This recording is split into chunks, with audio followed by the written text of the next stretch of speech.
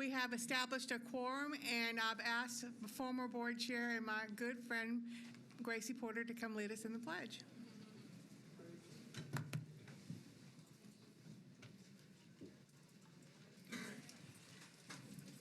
Let us stand and please say the pledge. I pledge allegiance to the flag of the United States of America and to the republic for which it stands, one nation, under God, indivisible, with liberty and justice for all. Thank you. Thank you, Dr. Gracie. So we're going to veer off schedule just a tad at the beginning of the meeting tonight, and we have a presentation to make to our departing colleague, and then we have three Metro Council women who would like to read a proclamation. So, Dr. B, if you come out here, Dr. Joseph.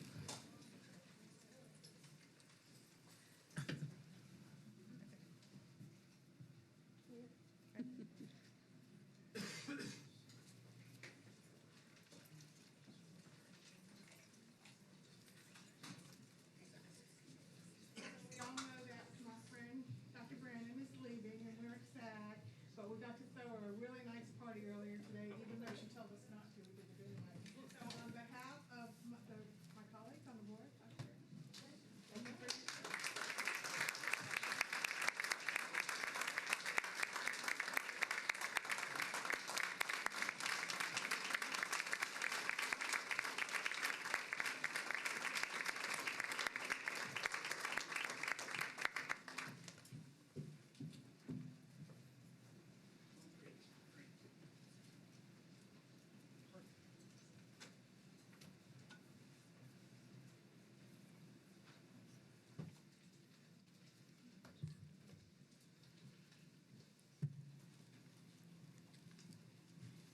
And if I could get Council Ladies Karen Y. Johnson, Council Lady Bircher, and Haywood to come forward, please.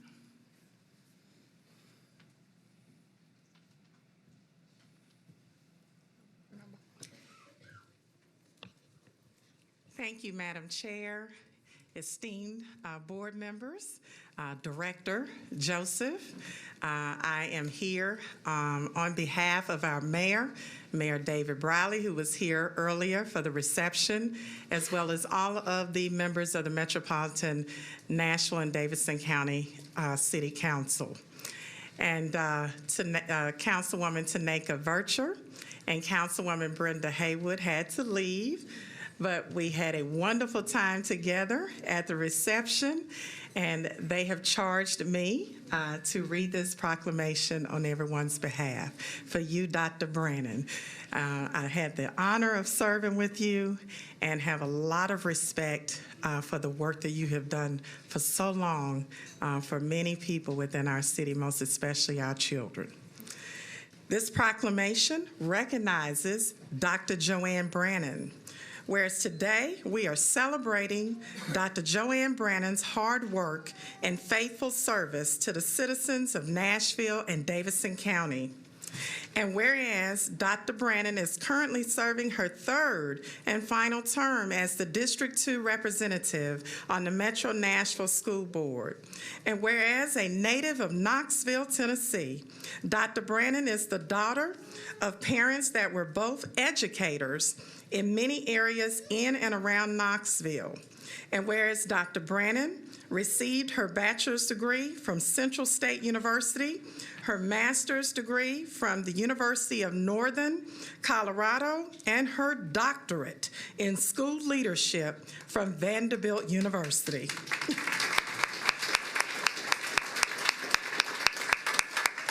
And whereas Dr. Joanne Brannon has nearly 40 years of experience in the field of education, and 34 of those years have been spent in Metro Nashville Public Schools, serving as a teacher, consultant, assistant principal, and principal in over 21 schools throughout the metro area. That definitely deserves an applause right there.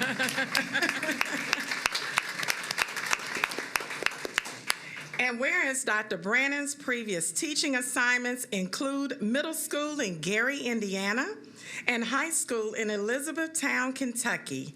And whereas, in addition, Dr. Brannon served as an assistant adjunct professor in special education for Peabody Vanderbilt.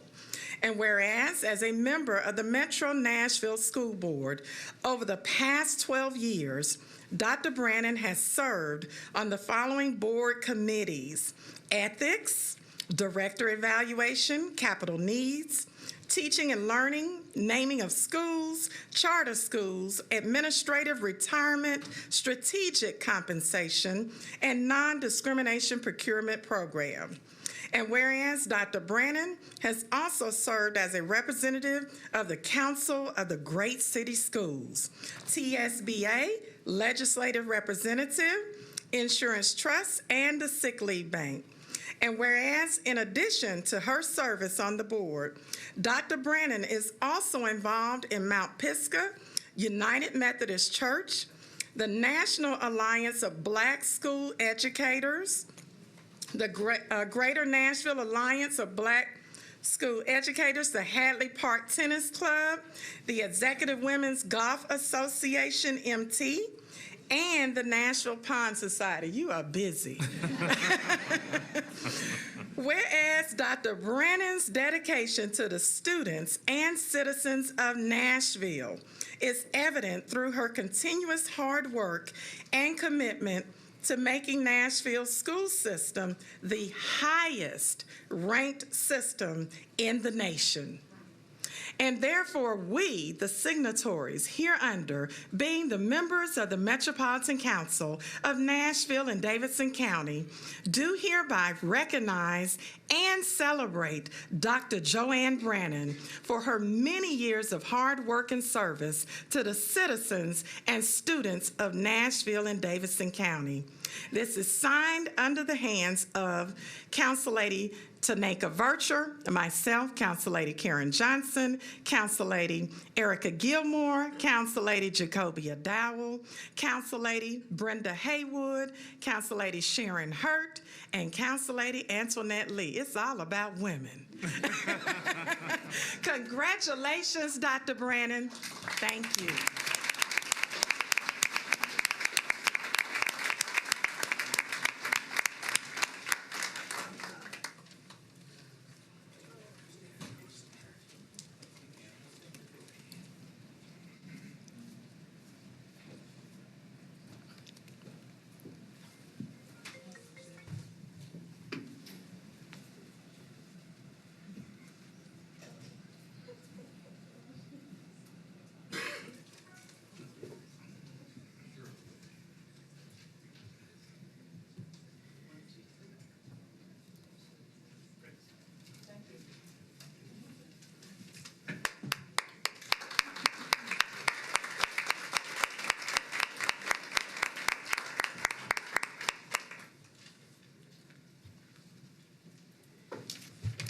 Thank you, Councilor.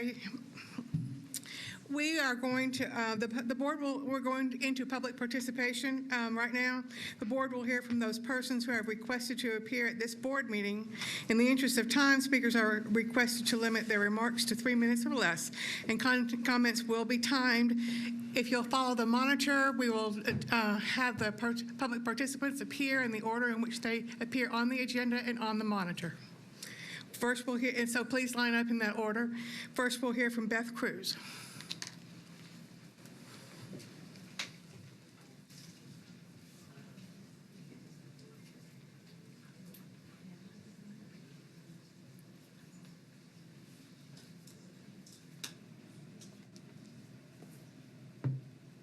I realize I don't look like a Beth Cruz, but I'm here to make an introduction of the following people that are on the agenda to speak tonight. My name is Ben Jordan. I'm a product of MNPS schools. I am a proud father of two that will be the product of MNPS schools. But tonight I come to you as a proud member, an excited member of the steering committee for PASSAGE. And for those who are not familiar with PASSAGE, PASSAGE stands for the Positive and Safe Schools Advancing Greater Equity. For 4 years now in Nashville, our committee has worked with you to make some strides towards eliminating and reducing disparities in disciplinary practices within the system. Bottom line, what we're talking about is eliminating the need and the disparities and the gap in disciplinary actions towards Black students in the school system. We made some pretty good advances in working together. We've been able to change the code of conduct and rewrite and make it more user-friendly, a user-friendly student handbook, student parent handbook. And in that, tonight you're going to hear from a cadre of people that have an intimate, very close relationship and understanding of the crisis that faces Nashville right now in its community. We've made progress, and Passage as an organization, we're a little bit uncomfortable with where we are right now. We've made some great strides, but right now, last year, there were 113 students arrested, suspended, expelled from schools, and they were in the age brackets between 7 and 12 years old.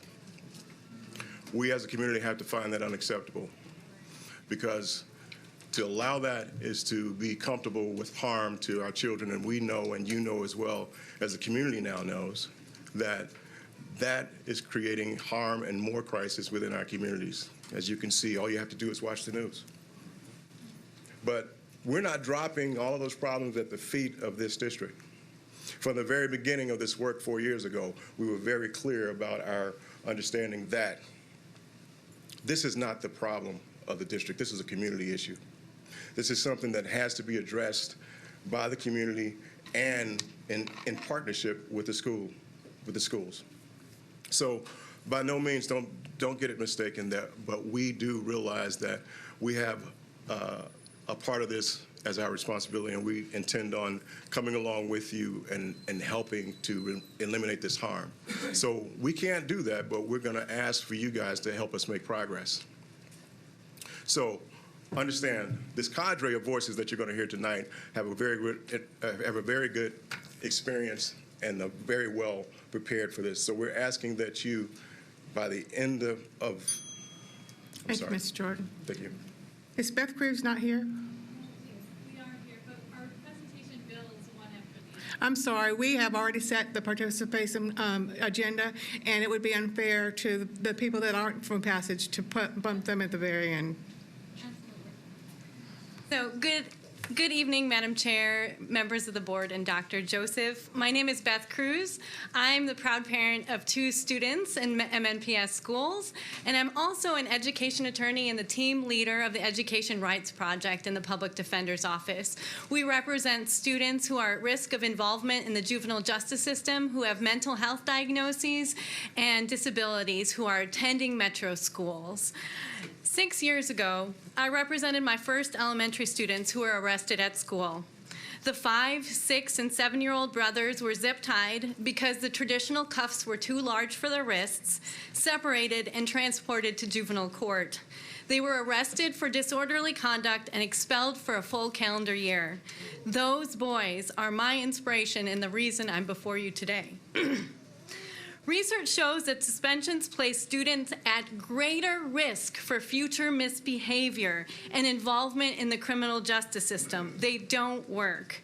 Students who are suspended are twice as likely to be incarcerated as adults. And the single greatest risk factor for future juvenile justice system involvement is one trip to the juvenile justice system. Suspensions and expulsions also harm academic achievement. According to one large study, receiving only 3 suspensions in 9th grade was associated with a 49% risk of dropout. Can you imagine the risk for a young elementary student of missing 3 days of instruction? Research does tell us that missing 3 days in the month before reading assessments in the 4th grade is associated with performing an entire grade level lower. But it's not just our suspended elementary students who suffer, it's also their peers. Academic performance of even non-suspended students suffers in high suspending schools. Suspension, expulsion, and elementary arrest also harm our community. For every child who doesn't graduate from high school, society pays for the increased use of the criminal justice system, increased medical and mental health care, and decreased productivity. And to be clear, by arresting and suspending children early in elementary school, we're putting them on a track to school dropout and criminal involvement. According to the Brookings Institution, Nashville has the zip code with the highest rate of incarceration in the United States. In 37208, 1 in 7 children born between 1980 and 1986 were in prison by age 30. We are losing a generation. In the district, we have research-based programs that effectively improve student behavior. In the community, we have resources we can bring to bear to help children who need help. So we ask the board to immediately create policy to end elementary arrests, out of school suspensions and expulsions, except for violent 500 level offenses. And we ask the board to work with Passage to create a district-wide plan. Thank you.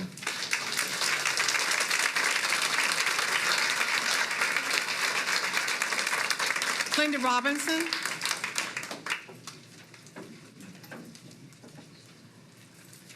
My name is Linda Robinson. I'm co-chair of NOAA's Criminal Justice and Mass Incarceration Task Force. I'm here with Passage to share information regarding the school-to-prison pipeline and how it affects our youngest students. Data from 2017-18 school year exposed the fact that 100% of the elementary school students expelled and 2/3 of the elementary school students arrested while in school were Black males. Suspended students are twice as likely to drop out of school because being out of school triples their chances of contact with the juvenile justice system.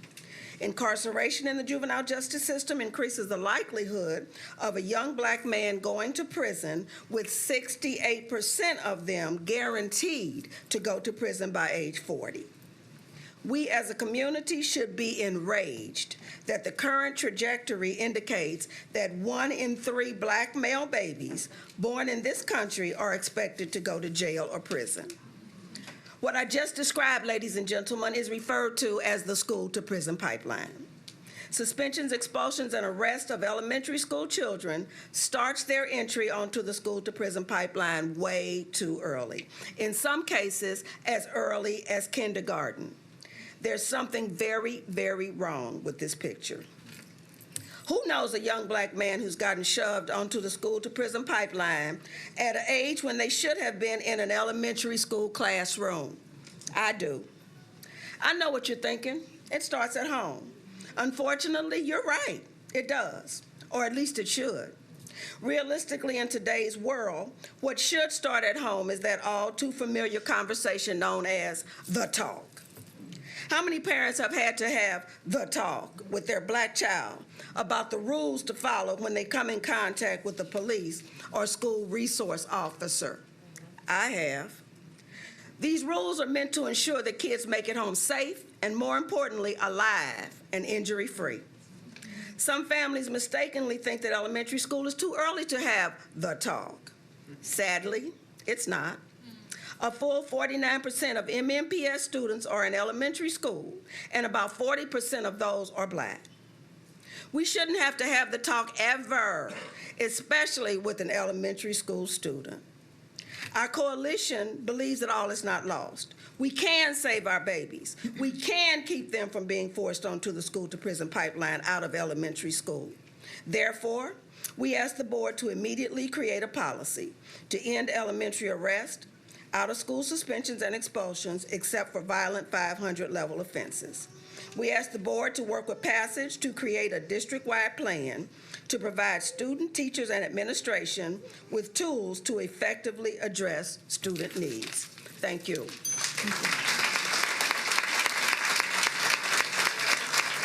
Jennifer Wade.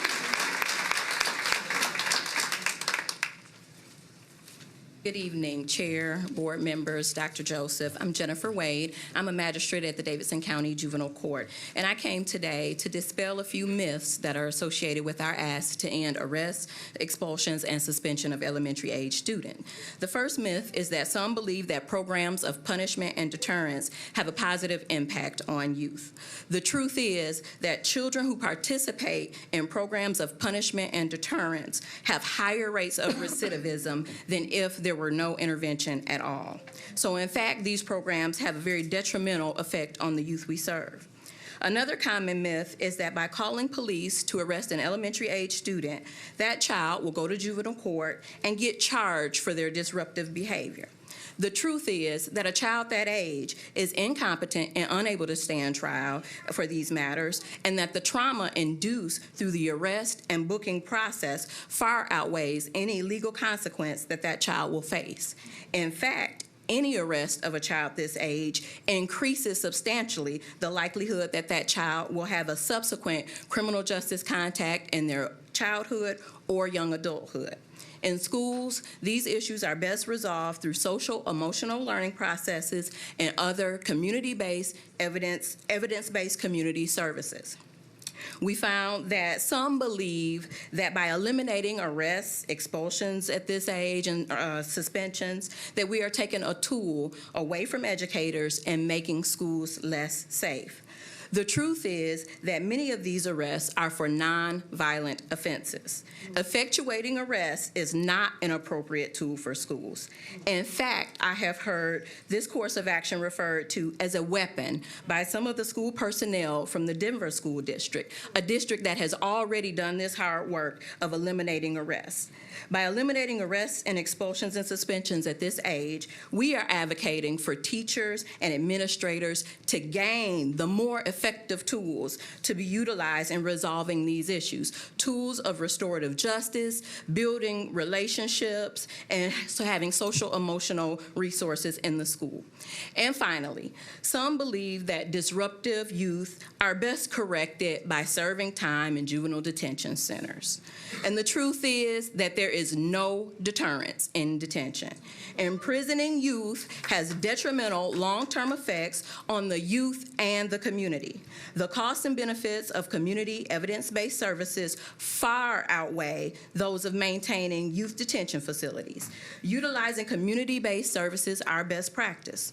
Further, the Tennessee state law mandates that it is the responsibility of juvenile court to remove from children the taint of criminality and substitute, therefore, programs of treatment, training, and rehabilitation. We ask you to join with us by doing this hard work.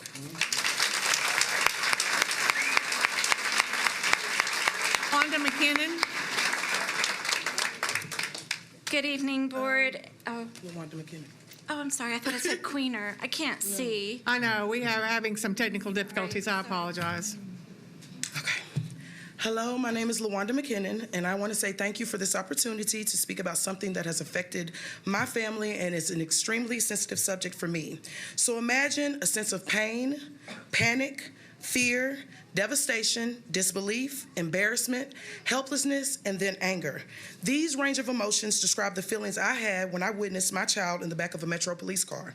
In the 4th, 6th, and 7th grade, I hope that sinks in.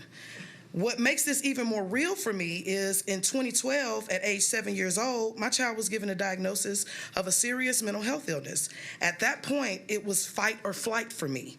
I chose to fight for my son's rights and fight for his opportunity to have a free, fair, and appropriate education. So it is quite discouraging that when you have a student with an alternative learning style and you have given the administrators sufficient and accurate information to better support your student, the immediate reaction should not be to pick up the phone to call the police. I had to question my parenting because even though my 13-year-old was diagnosed with this devastating illness, I also have an 18-year-old. who did well in Metro, who graduated high school and is on his way to college in the fall. Through my unique situation, I've had to experience Metro's school system on two different levels. One, how they act toward normal functioning children, and two, how they act toward exceptional education children. I spoke with my child about his experience, and he was ashamed, embarrassed, and he thought the school hated him. So ask yourself, did calling the police help? I say no, because one, there was no resolution and the behaviors did not stop. Two, the behaviors that were seen were in his cum file, and I insisted the teachers review, but they didn't. Third, he missed adequate learning time and became more behind in his schoolwork. Fourth, he was a child with a disability, so he was only held for 2 hours and it did not go on his record. 5, it affected my livelihood because I had to leave my job to pick up my son, and it tore down his self-esteem. I will leave you with this advice. If you are in the profession of educating and shaping the future of these precious young children, be mindful that every child may not be your cookie-cutter classroom child. So when your staff picks up the phone and to call the police on an elementary school child, have them remember, this is just a temporary fix for a deeper issue the child may have, when actually if someone just took the time to understand the child truly, they would see the child may need a little extra support. And side of what you may deem normal. And why not set the child up for success? I ask that you please end elementary arrests and give the support. Thank you.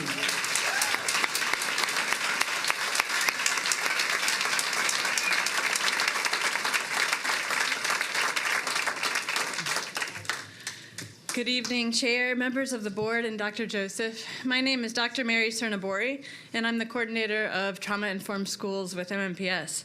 ACEs, or Adverse Childhood Experiences, refer to ongoing or sudden traumatic events, such as abuse, neglect, or significant household dysfunction or instability in a child's life.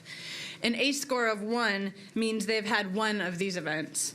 We know that ACEs are universal and occur at staggeringly high rates across individuals from all backgrounds, but those from groups who have been historically marginalized may be particularly vulnerable.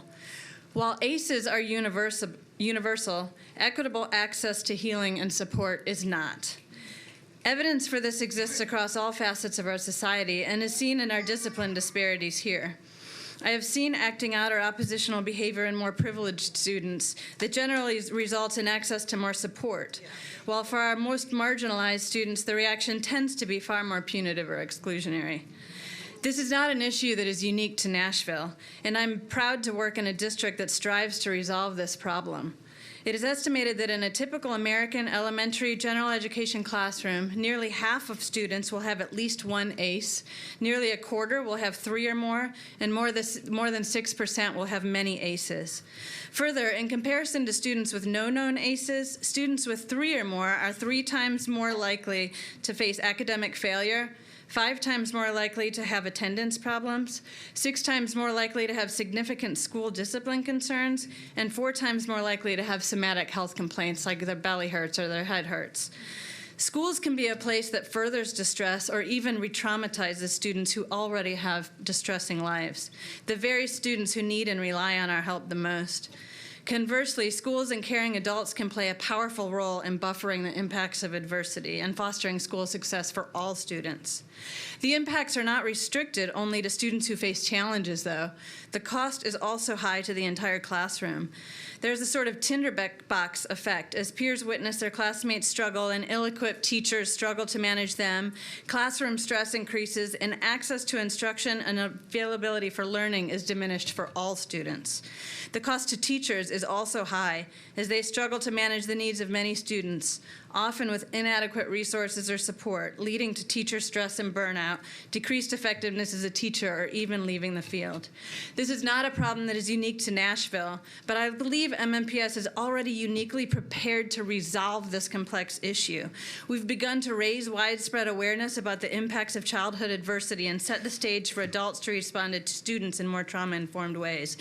We have excellent strategies in motion, including restorative practices, social emotional learning, and positive behavior interventions and supports. Just not enough staff to meet the large-scale needs of our students. I ask you all to consider how we may improve these results. Thank you. Ms. Queener? Sorry about that. That's all right. I wanted to thank you all for letting me speak. First, I really want to say thank you to our board members who are really starting to question every penny that's being spent. Teachers didn't get raises. Every penny has to be justified. And I really want to thank, I was at home ill the last board meeting and watching online and cheering people on because I really think it's important. It's that important. Every penny has to be justified. I also want to address the fact that despite what was said at the last board meeting, we have no reading recovery now in the district. Not one teacher serving in that capacity. Our last teacher leader resigned last week. My heart is broken once again. I was handed a card when I walked in, and it says early reading success is a critical factor in a child's likelihood of graduating from high school. I'm still a teacher. I'm doing the best I can. I'm taking what I know about reading recovery, and I will instill it in everything I can do.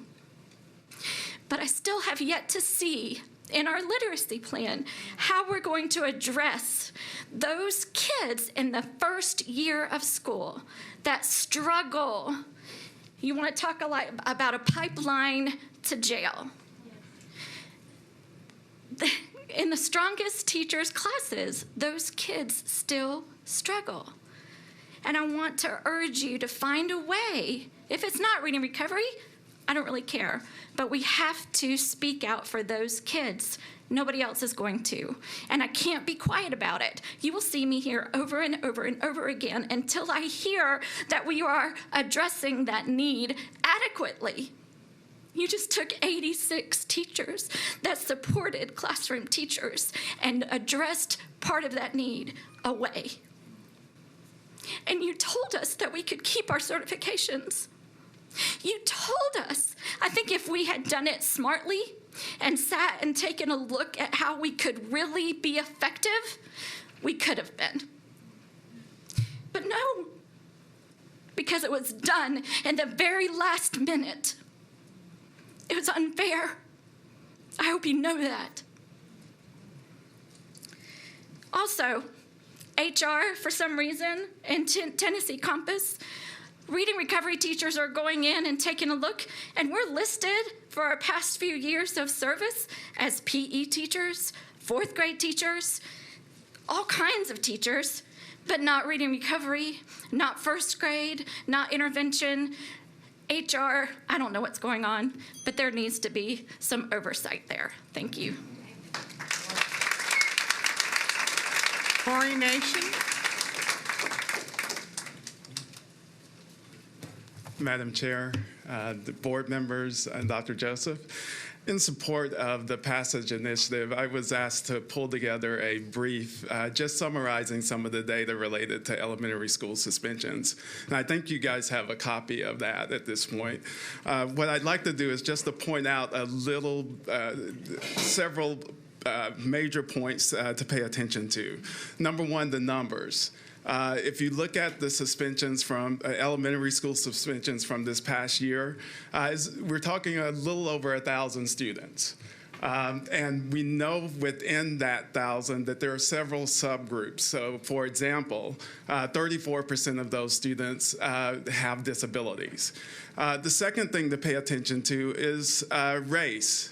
And we really can't talk about suspensions without talking about the fact that the majority of students who are suspended are Black children. Within those 1,000 students, 60% were Black boys.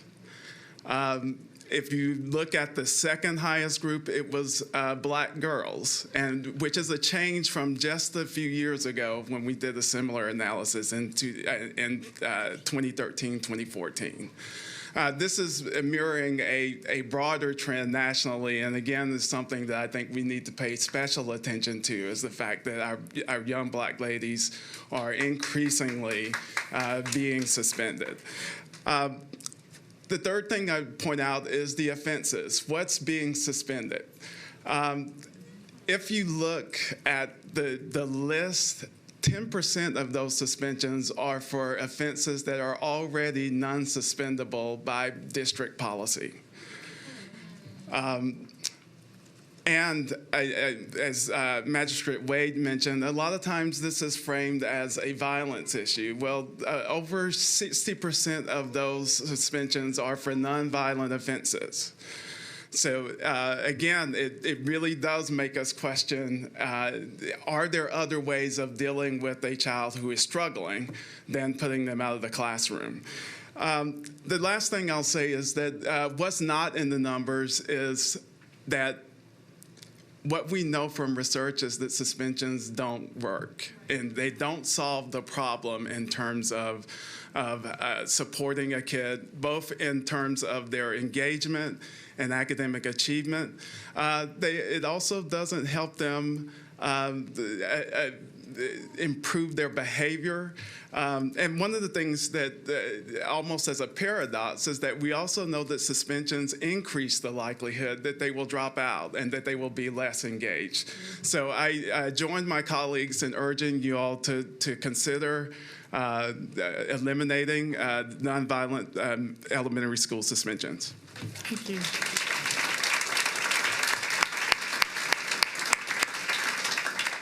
Eric who?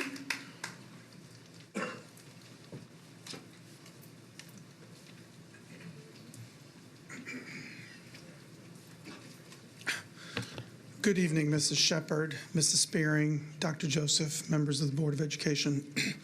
I'm Dr. Eric Huth, President of the Metropolitan Nashville Education Association, which is located at 531 Fairground Court. I rise this evening to talk to you about issues impacting employees in our school district. One of the goals that MNPS has set for this year is to improve culture. And it would appear that culture does definitely need improvement. We have long had problems with our schools in which principals have acted negatively toward employees, either in general, but also the problems with sexual harassment. I was actually shocked when I heard an administrator from MNPS say on television that we have a good policy on harassment. Ladies and gentlemen, we do not have a good policy on harassment. We have an abysmal policy and an even worse application of that policy. Your policy protects perpetrators and victimizes victims. I've spoken to many individuals who are employees of yours who have been victimized by the application of your policy, and I would encourage you to make sure that the result of this discussion is that you come away with a policy that protects victims and deals with perpetrators.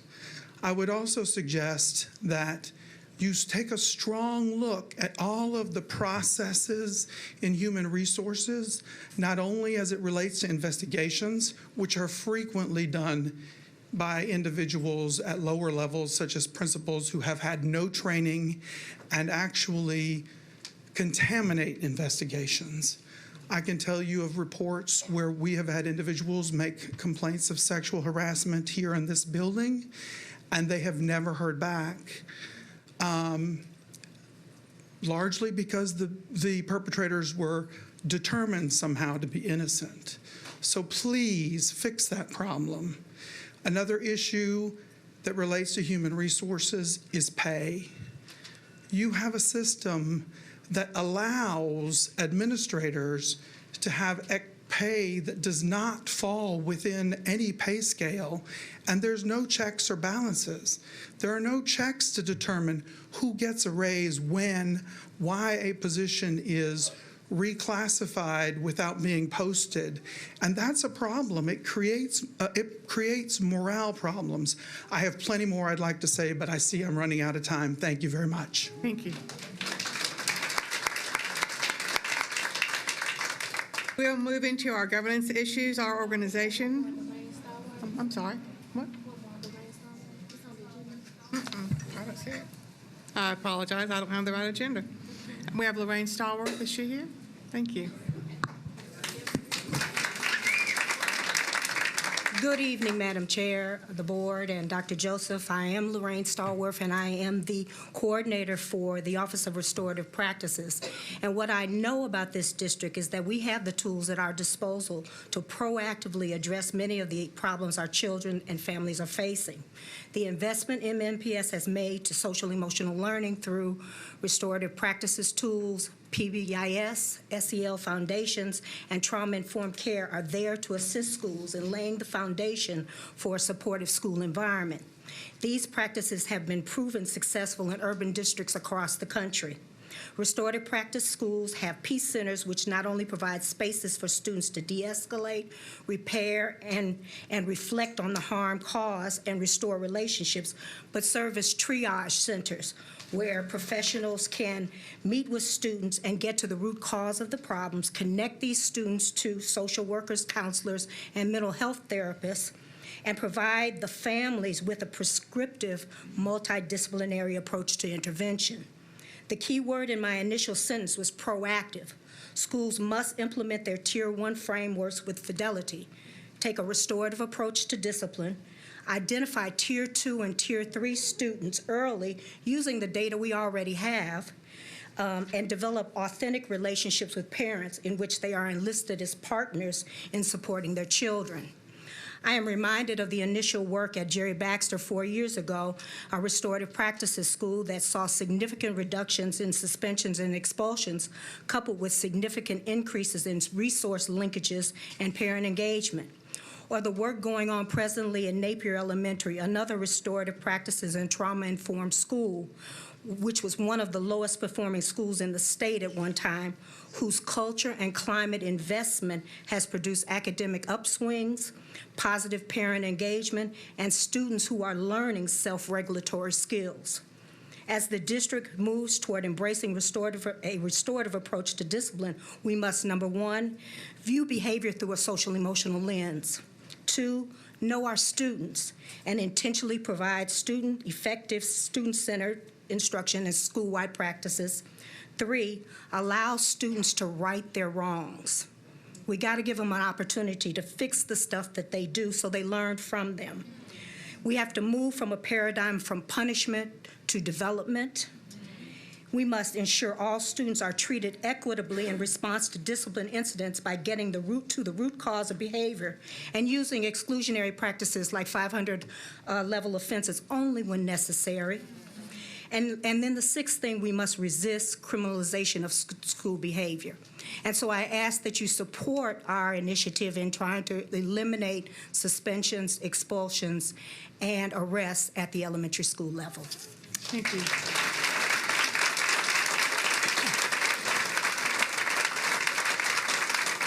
Okay, now we'll move on to our governance issues with the consent agenda. Ms. Spearing. Consent agenda reads as follows. 1A, recommended approval of change order number 1 for Hillsborough High School additions and renovations, American Constructors.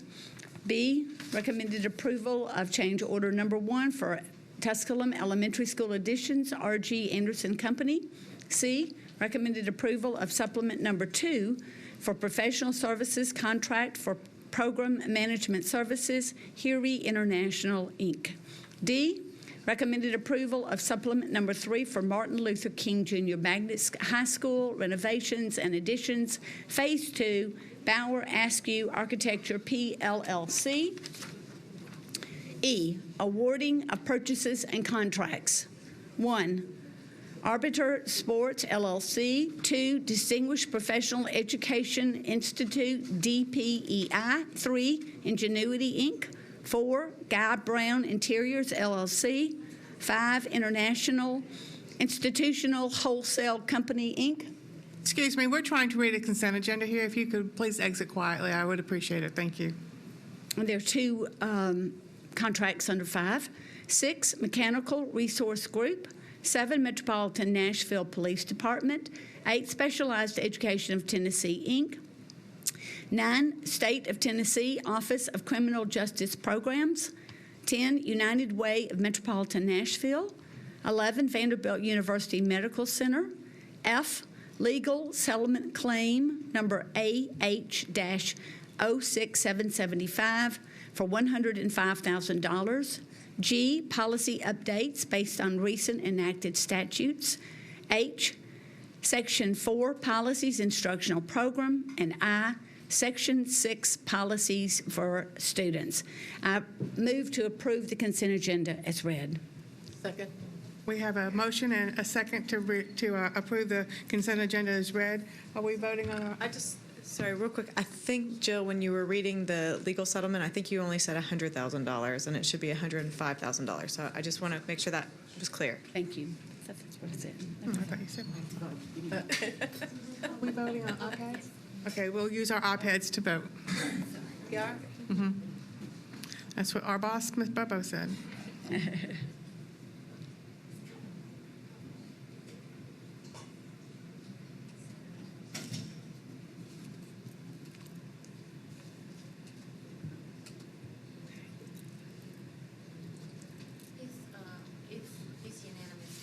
Okay, all right. So the consent agenda passed unanimously. Thank you very much.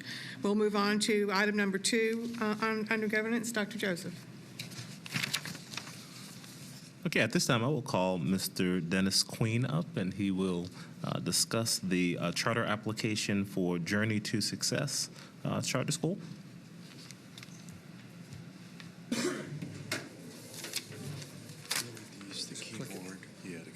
Okay. Madam Chair, members of the board, Dr. Joseph, again, I thank you for the opportunity to come and share with you the team's, Charter Office Review Team's recommendation on the amended charter application for Journey to Success. Again, this was a review by the evaluation core team, all having been trained specifically on evaluating charter applications. And just as a quick reminder, charter applications are scored under 3 categories. One is meets standard. Number 2 would be partially meets standard. Number 3 would be does not meet standard. The academic plan for Journey to Success was deemed not meeting standard by the review team. When asked to elaborate on questions from the original application, answers were vague, and in some instances the same, simply reworded. The review team was again concerned about program development, professional development, curriculum design, and the partnership with Trevecca University, along with other areas noted in the full report that you all received. The operations plan, when reviewed by the team, was deemed not meeting standard. Concerns here are a lack of expertise in the governing board, unrealistic view of the real estate market here in Nashville.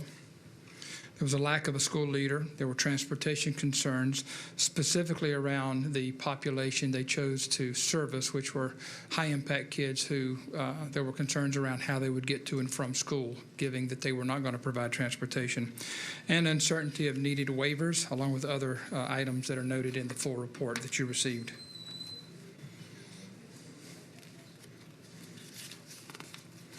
The financial plan was rated as not meeting standard. The financial plan, there were revisions in this area that were addressed, but only raised additional concerns as they were still unclear to the reviewers. Of great concern was the potential conflict of interest with the CEO of NEI and the CMO with which Rethink Forward proposed a contract with.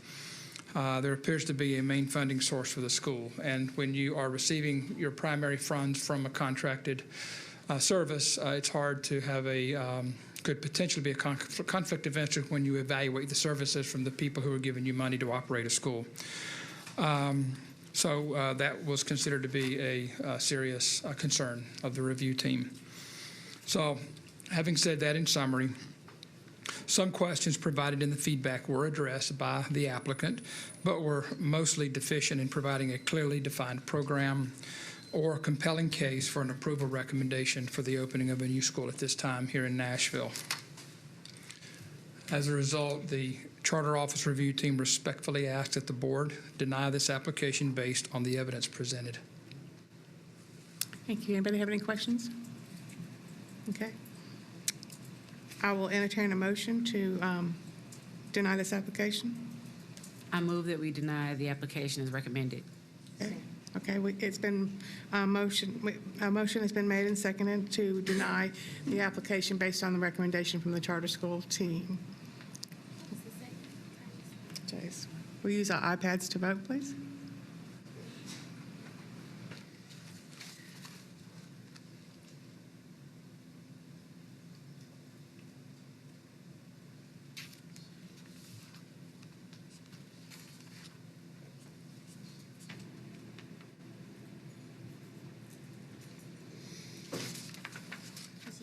All right, the motion was approved unanimously. Thank you very much. We'll move on to reports, our organization. Dr. Joseph? Thank you, Mrs. Shepard. I am pleased to report an extremely smooth opening of schools. Over the course of the past week, each school received a visit from staff, and throughout the school district, we've seen smiling faces and staff members working hard to welcome our families. We have a short video that we would like to show that captures some of what has been accomplished as we started another great school year. Good morning, guys. Welcome back. Happy first day. 2018-2019 school year. Good morning, sixth grade. Beautiful. Good morning, everyone. Welcome back.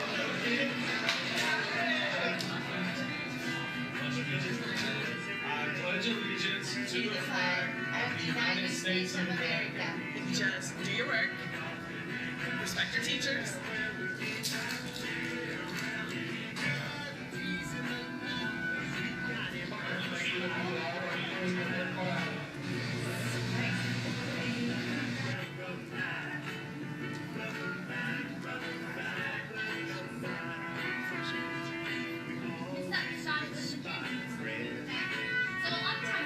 I'm like 100% excited. Like, I'm ready to explore the world. I'm ready to conquer what life has put me in. So I'm ready. I'm 100% ready.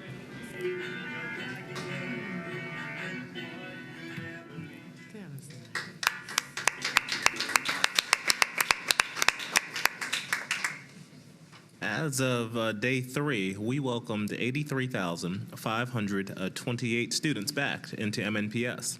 I've asked Ryan Latimer, our planning coordinator, to explain what he has typically seen in MNPS by day 20 to give more specifics on the trends we're seeing in our school system's growth patterns. So at this time, Ryan will come up and give some explanation.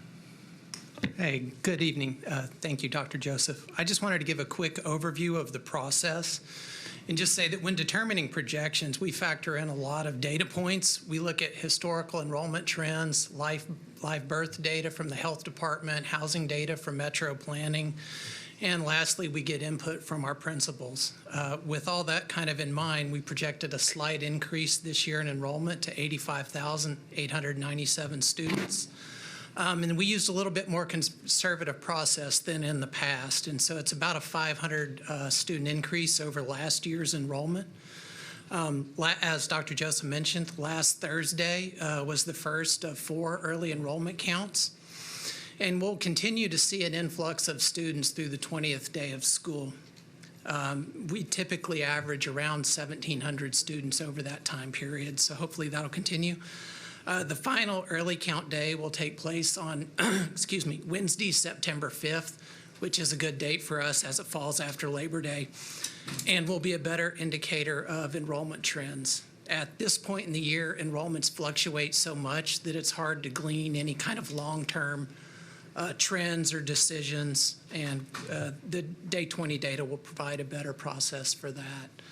As far as the start of school goes, there's also a school staffing committee that meets on a weekly basis. We review these numbers and we look at what the projection was, what the actual enrollment headcount is came in, and then we make adjustments as necessary. And that committee will go on through the 20th day of school. And that's just a quick overview, and I can take any questions or. Just quickly, can you discuss where we're seeing our highest growth and where we're seeing some less growth than anticipated in terms of the regions of the city?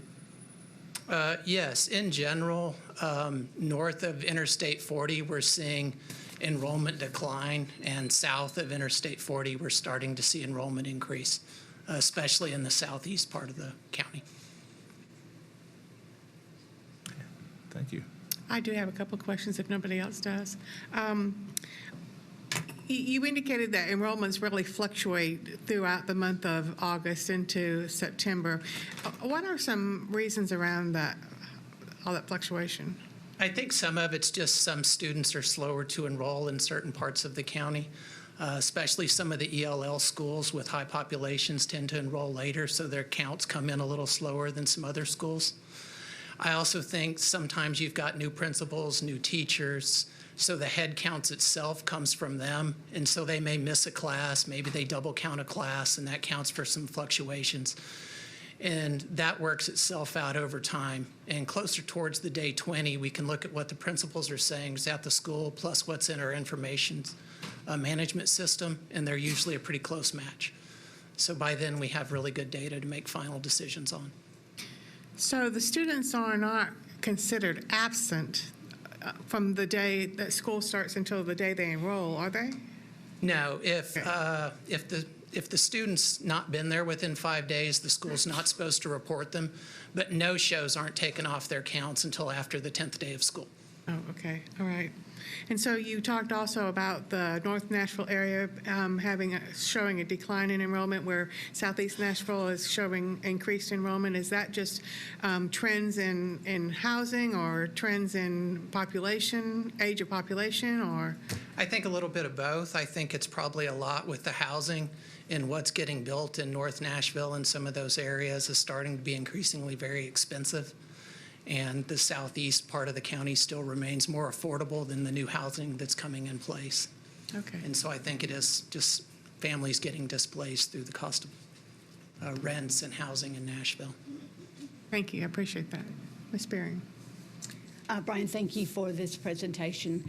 I suspect after day 20, we will have a pretty good sense of what our enrollment would be for the year. I know there'll be some fluctuation. After that period, will there be, how soon before teachers and, principals will receive additional funds or have to give back funds based on projected enrollment? Very quickly. It should not happen much later than after the 20th day of school. We'll get that report. Within a few days, we'll review it, and the final decisions will be made.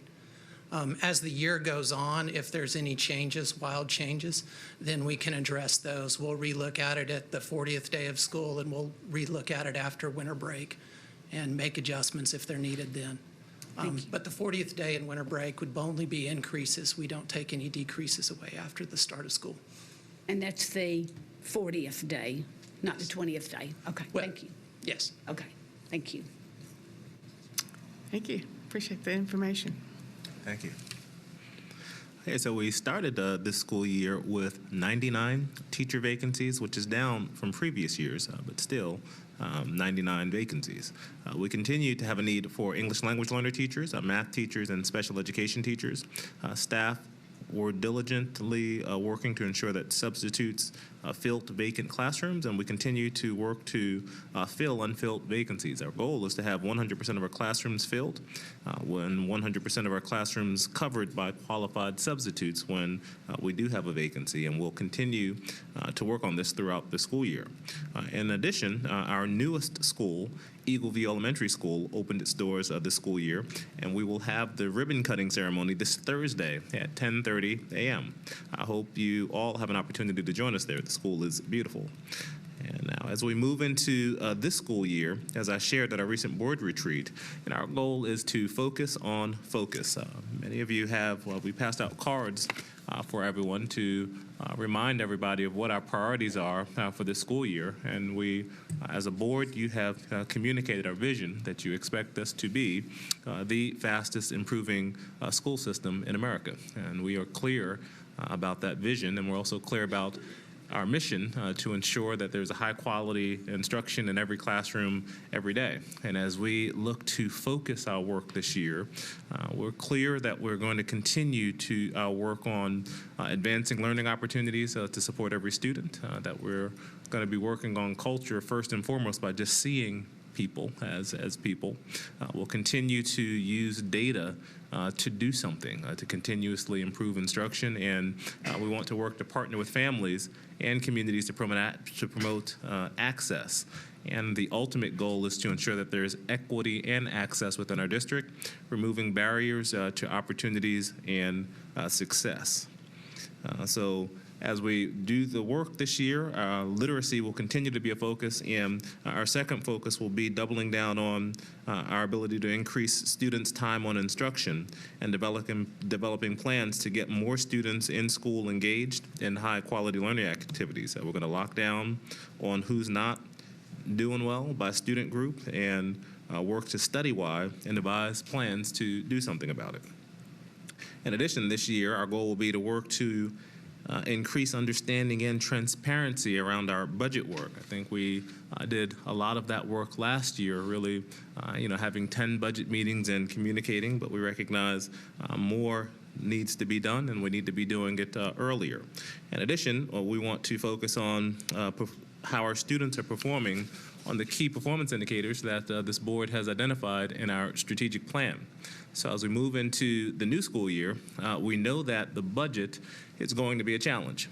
Last year, we feel as though we accomplished a lot in our budget by giving schools more dollars to support special education students, English language learners, and students in poverty, while maintaining the enhancements to support advanced learners at all schooling levels. And this year, we recognize the need to spend much more time engaging the community and helping everyone understand our budget priorities and how we use dollars to maximize student learning. As such, I've asked Mr. Henson to share our vision for the 2019-2020 operating budget process to ensure that we start our dialogue with the community much sooner and that we continue to make decisions based upon this board's established values and beliefs. Following Mr. Henson, you'll hear from Mrs. Tamara Fentress, and she will present our new district scorecard that will help our community and families monitor our ongoing progress on executing the goals of our strategic plan. So at this time, I'll have Mr. Henson come to the podium, and he'll talk about our budgeting process. Thank you, Dr. Joseph. And I know that you are familiar with our budgeting process. We just concluded a couple of months ago with that process. You know, we are fortunate in Davidson County to know that we will have an approved budget for our school district by June 30th. And that's not the case everywhere. I don't know if you've kept up with any of the news of some of our school districts that join us, but there's at least one that still does not have an approved budget from their county commission. And here we are already into the school year. So that is an advantage that we have. As you probably remember, the Metro Charter requires that the mayor present his budget to the Metro Council by May 1st, and that would be the entire Metro government budget, which would include the mayor's recommended funding allocation for the school district. And so that is probably our first real deadline.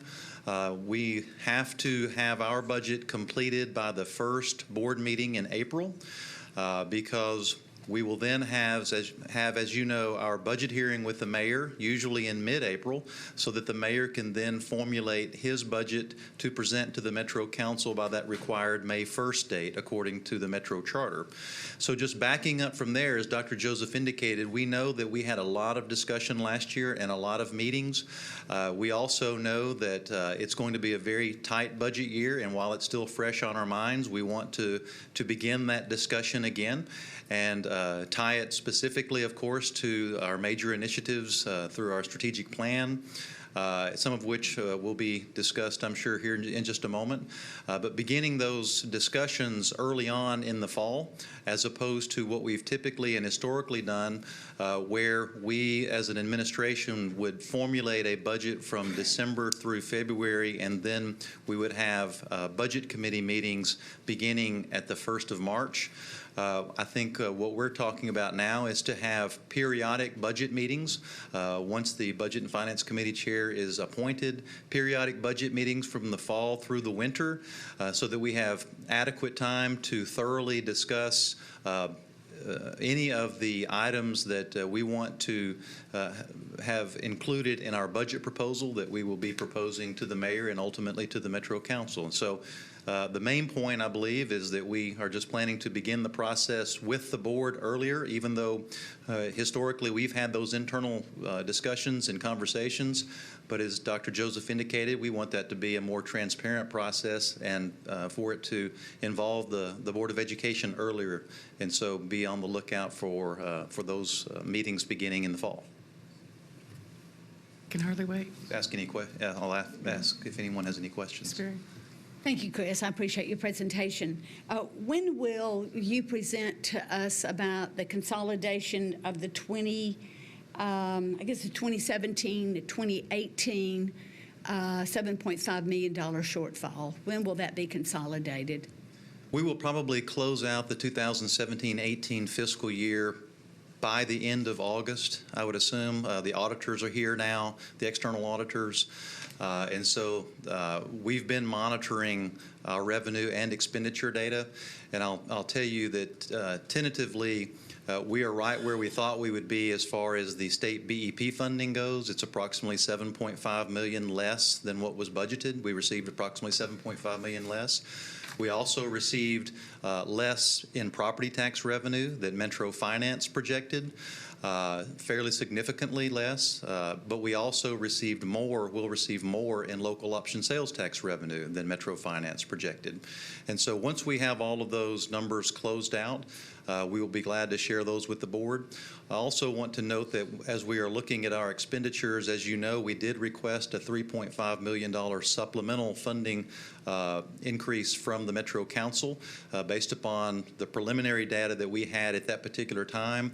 It appears that we're only going to need to use between $700,000 and $800,000 of that $3.5 million. So we're not going to use nearly as much as we requested. We were advised to request on the high end to be sure that we covered ourselves, and that's what we did.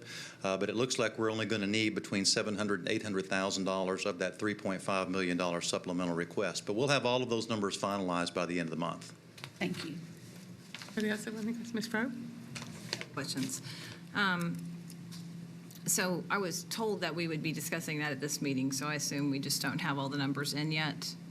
No, the budget. No, the fiscal year has not been closed for 2017-18 for us or Metro government.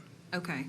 And just to be clear about what I'd like to ask at the next meeting, then I would like to know specifically how much we are over budget this year and how the freeze affected the $7.5 million shortfall, how much we made up in our funding with the freeze on school budgets. And then I have one more question. What happens if we predict less students than are actually enrolled in the district? So if we say that we are going to be under-enrolled and then we find out that there are a lot more students, which apparently has happened this year, what happens with the funding? Does all of the funding for the new students go directly to the schools? Which funding are you speaking? So if the per pupil funding. So if we predict that we are going to be under-enrolled and we actually have a lot more students than we have predicted, which I'm hearing, and I'm kind of curious as to whether that is widespread, but I'm hearing from many schools that the enrollment is higher than expected. That's not the case. According to Mr. Latimer, we are actually under what the projection is, but we do usually pick up around 1,700 additional students from now through the 20th day. But right now, we're below projections, which we expected to be after the third day, which was our first early enrollment count. So we're not seeing that we're going to be over projection in total from what was originally projected for this year. Okay, but so at the schools where I guess I'm hearing from the few schools that have more students than they were expecting, does all of the per pupil funding, do the schools themselves get all of the per pupil funding for the new students? And what I'm getting at is I've been told that they get maybe 50% for the students that are over the projected amount rather than the full 100%. Is that true or is that not true? I'll be glad to share the guidance that it's a group of principals and administrators have come up with over the last few years, and I believe that also was shared with Ms. Spearing as well. We'll be glad to share that with you. Early on, what we do is we shift teacher positions from schools that are below projections to schools that are above projections, and then as we get to day 20, once the teacher moves have been made, that is correct. The schools that would then be over projection, they receive 50% of the total. Just like the schools that are below their projections, we only take 50% of theirs. And so it's all outlined in that document. We'll be glad to share that with the whole board. Okay, and why is that? Why The rationale is included in the document. It's so that, because we have a budgeted number, and so it's to treat all schools fair, whether you gain students above projections or you're below projections. It's to treat all schools fair. We don't have just an excess of funds to be able to provide schools that come in over projection. And so it's to stay within budget and also to be fair to the schools that actually have student numbers that are below their projections, but it's included in that document. Anybody else have any questions? Thank you, Ms. Hanson.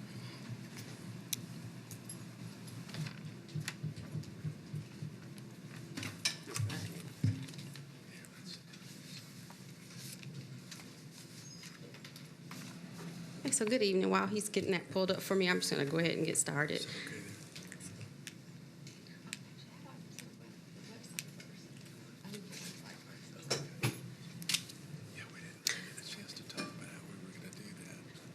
So just to give a little context, I'm going to be giving you an update on the district scorecard, but just to kind of give you an idea as far as how we got to this point.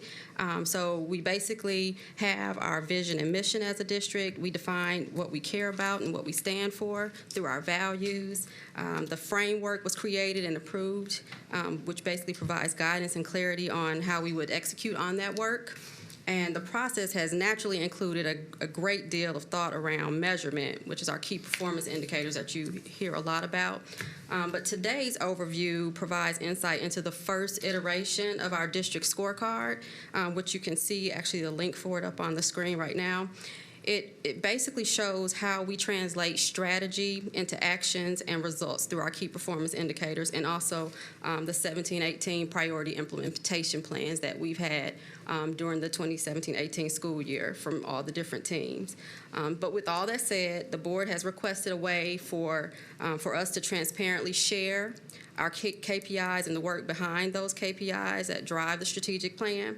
And so the scorecard, what I just basically want to announce that the scorecard is now available online. It's at www.mnps.org/scorecard, which you can actually see up on the screen right now. And there's two versions. I'm sorry. There's two versions. It's okay, you can leave it. But there's two versions, and one is basically where it has supporting documentation included, and you can navigate through that file, which is what I'm going to actually go through with you right now. And then the other version is a printable version, which has only 15 pages, which purely has just the district's KPIs included. But if I just take a few moments to kind of click you through, up here in the very top left-hand corner, on the screen, you see it has a question mark, and if you navigate over that, it just tells you that if you click anywhere throughout the entire document, it will return you to this very first page here. And then this area down here where it says goal areas, where it talks about our students, our people, our organization, our community, each one of these areas is also hyperlinked where you can click and navigate to this section in the actual scorecard itself. And then just to give an overview of this screen while I'm on it, the status indicators that you will see in the next couple screens, basically you can see a green arrow that may be up or down, which means that progress is moving in the right direction. But you can also see arrows doing the same exact thing where they're going up or down, which means that progress isn't necessarily moving in the direction we would like for it to be moving in. And then if you see a triangle at any point in time on any of the screens, this just basically means that the progress in the initial progress monitoring period, whether it was progress monitoring 1 or 2, it did not change when we got to the very next progress monitoring. At the very bottom of this screen, where it talks about the Kpi Status Report. This is where we've actually tried to embed, and I think we've done a great job as far as embedding our outward mindset work, where you as a board, you may have heard where we talk about SAM, the acronym SAM, where it says see others, and the A is for adjust efforts, M is for measuring progress. Well, that same language has actually been embedded in the work around our KPIs, where you can see the very first thing it talks about giving a progress narrative. So this is what we, when we met with you guys first back in January at one of your retreats, and we gave you the outline of what we planned on doing around this scorecard. We shared that we would share exactly what the plans were going to be. Then the next piece, adjusted approach, if we need to make any adjustments to the work around strategy, and then updated projected results. So how are we going to adjust based off of the results that we've seen? And then the last piece at the very bottom, it just explains that we have related plans, and those are those 22 2017-18 priority implementation plans that I'm going to show you now. But the entire file is pretty much hyperlinked, and so I would just like to click through it quickly. So if I click on our students, what you'll notice, and it's very small, you actually have a copy of this portion in front of you. The full file is over 300 pages. But as far as the scorecard itself, for example, we see this piece at the very top in S1 where it talks about the percentage of third graders in quintiles 4 through 5. This is information that Paul Changus has shared with you all on many different occasions in the 3 assessment iterations that we've had during the school year. But over here you can see the red arrow saying that from the progress monitoring 1, that it went down, progress monitoring 3, where it increased. So that's why you see the change in motion on that. In this spark line chart column, a spark line chart is only intended to just give you an idea, a directional idea as far as where progress has moved. And then the piece that we will continue to build out is where it talks about annual growth targets. And this 3 to 5 percentage points per year actually matches what at the school level on the student KPIs, it matches the progress expectations that the schools had around like their MAP data as far as moving students from one quintile in the quintiles 4 through 5.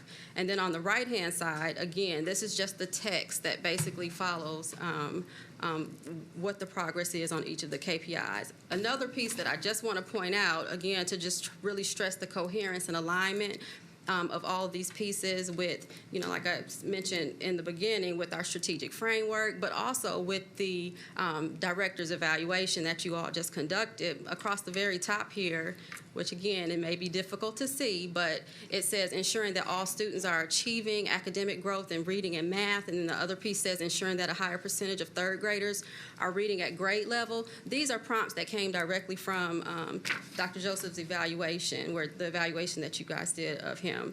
And so what we've done is we've intentionally tried to align the actual evaluation tool with the actual scorecard, again, to create that coherence so that we're all focused on the same thing.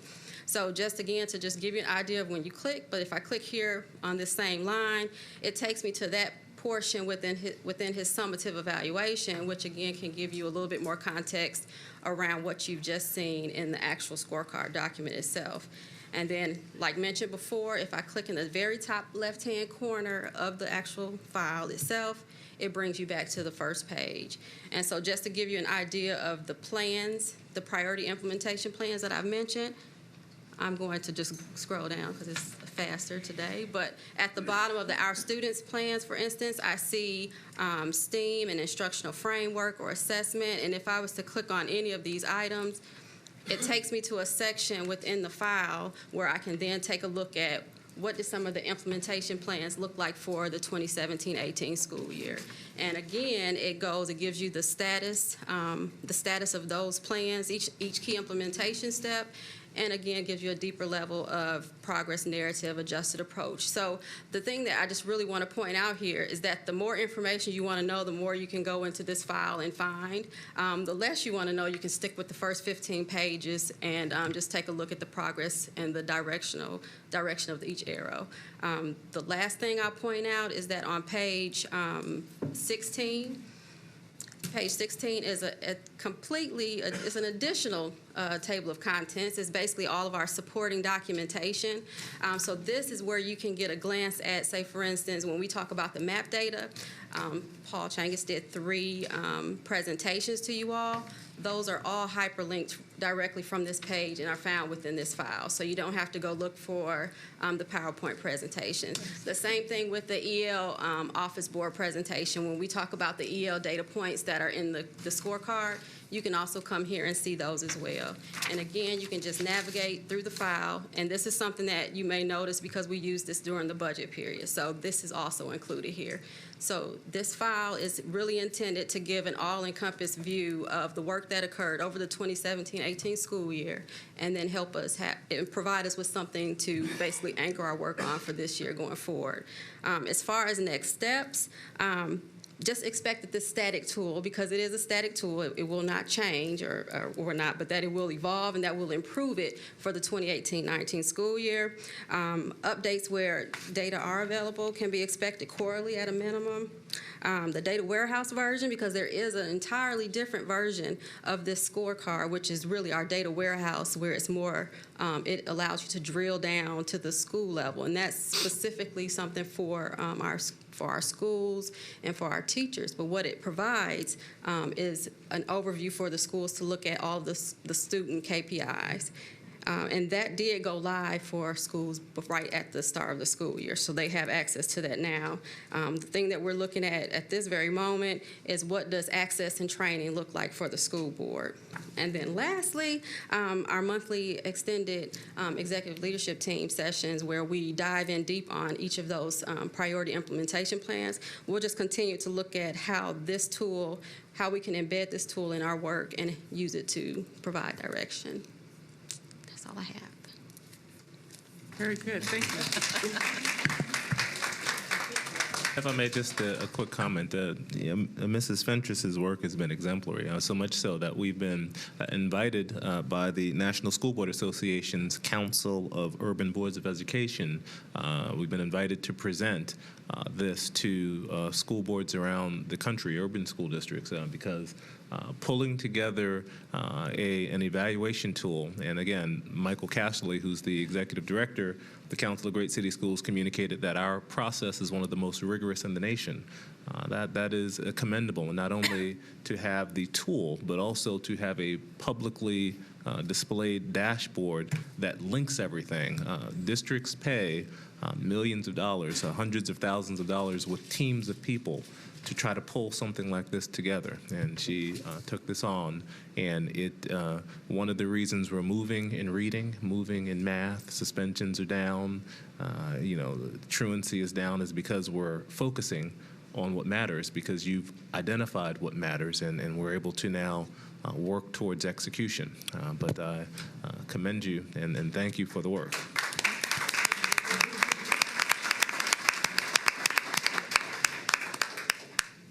Thank you.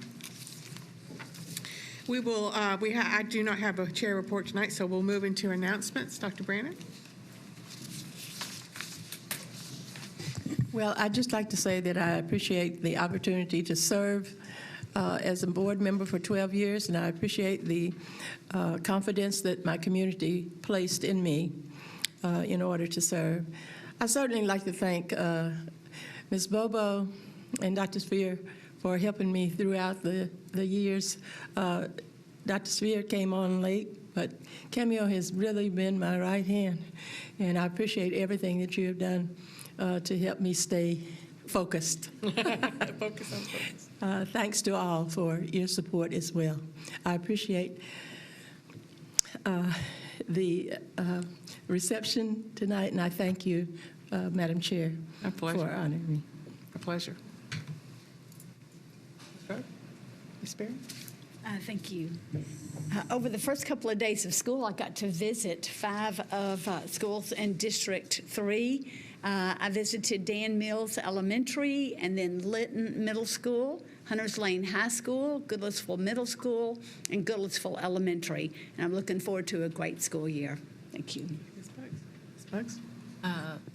Tomorrow is my birthday, so just wanted to tell everyone that. And thank you. And for the first time ever, I do not have a single sibling in an MNPS school. All of the Bugs kids are out, so good job, parents. Well, in keeping with the theme of a great school year start, I'd like to say that I was with about 30 community members at McGavock High School at 6:15 in the morning on the first day of school, and we had nearly $2,000 in gifts and prizes for our students, and we handed them raffle tickets. We had donuts for them. The Fish radio station was there, and the Y was there, challenging our students with some physical activities, and so we had a really great start of school that year and this year, and so I always enjoy. I do enjoy it. It's a little early, but I really do enjoy being out there with all the students. It's really energizing. With that being said, Ms. Bugs? Be there no further business. This meeting is adjourned. Thank you.